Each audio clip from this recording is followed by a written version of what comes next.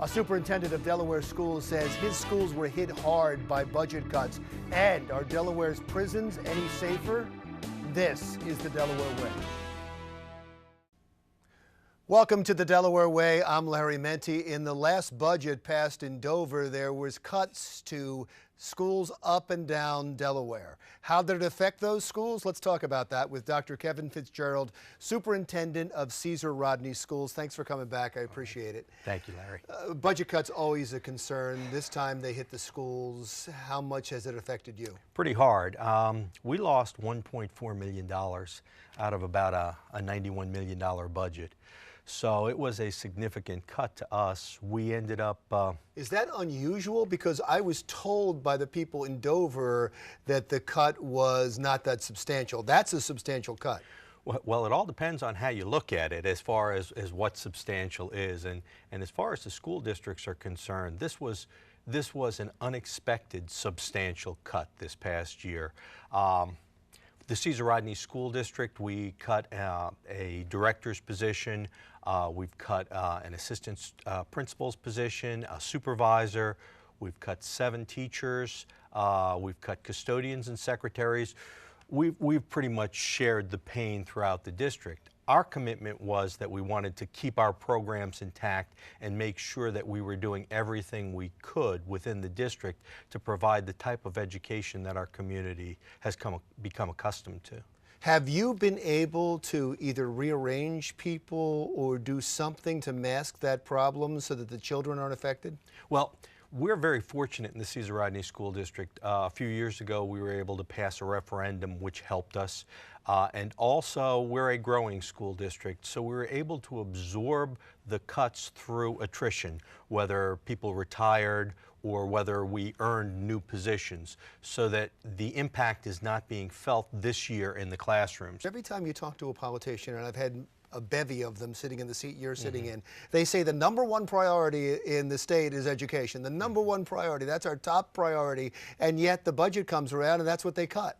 Well, we understand that we're a major portion of the budget, and most of the budget, as far as education is concerned, goes to the unit count. And the unit count is the number of students that you have, and those students then equate into units or teachers. So that as you continue to grow, districts such as Middletown, Smyrna, Rodney, Indian River, Cape Henlopen, as those districts continue to grow, their numbers increase. And what happens is we earn more units. That costs the state more money. And I understand I put you in a difficult position because I'm calling out politicians, but you count on them for funding, so you can't criticize like I can criticize, but you certainly can lobby them. Well, we certainly want to bring our concerns to our legislators. I think for the most part they are appreciative of the fact that the money that is being spent on education is being well spent. We understand that they found themselves in a very difficult position last year, and they still have to choose where to cut. They still have to choose where to cut, and they chose you. Yeah, I think that one of the things that happened was that they were looking for certain revenue increases to take place, and when that didn't happen, they had a tough choice between education and grant and aid programs, and we certainly know that our grant and aid programs serve a tremendous value to our community, just as we do. And it was one of those choices I would not have wanted to make, and I certainly hope that they don't have to make that choice again. You're a good man, and you're being very kind, and I understand why. Let me bring up another topic.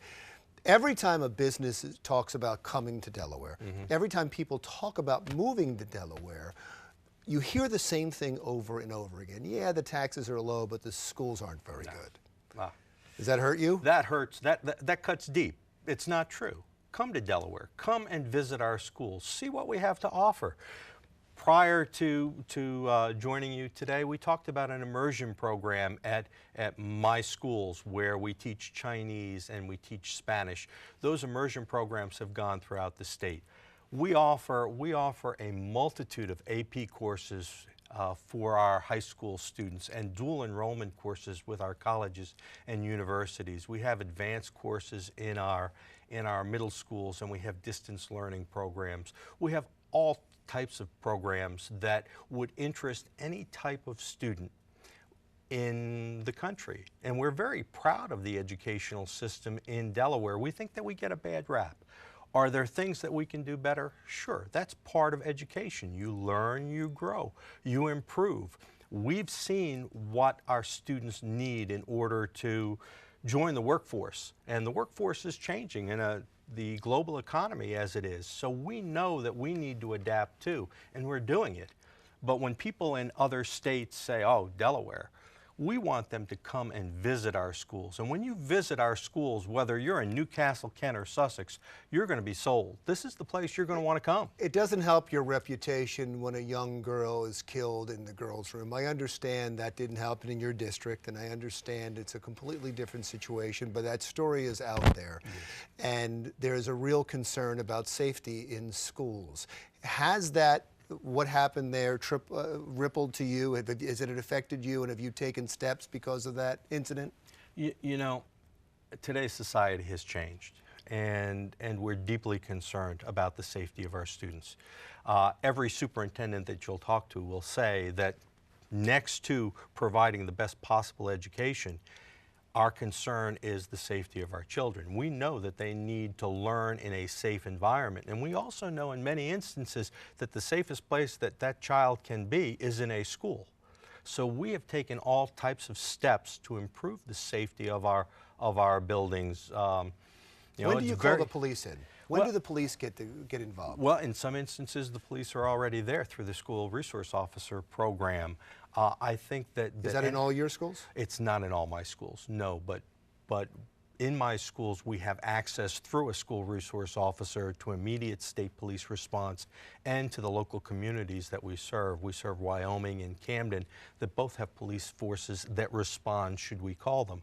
If there's an incident that takes place within a school, we contact the police. If there's a violent incident, or should there be a drug incident or anything of that nature, we would contact the police and they would let us know. They would either respond immediately, or they would say, in that particular situation, we don't feel we need to respond. You can handle that through school discipline. Yeah, times have changed. It's a shame we even have to talk about this, but some of the crime on the street has moved into the high schools, and you're on the forefront of that. And so I appreciate the job you do.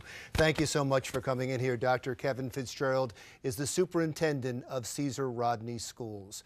When we come back, you know that there was a horrible hostage incident at a prison in Delaware. Have things improved? We'll find out when the Delaware Way continues.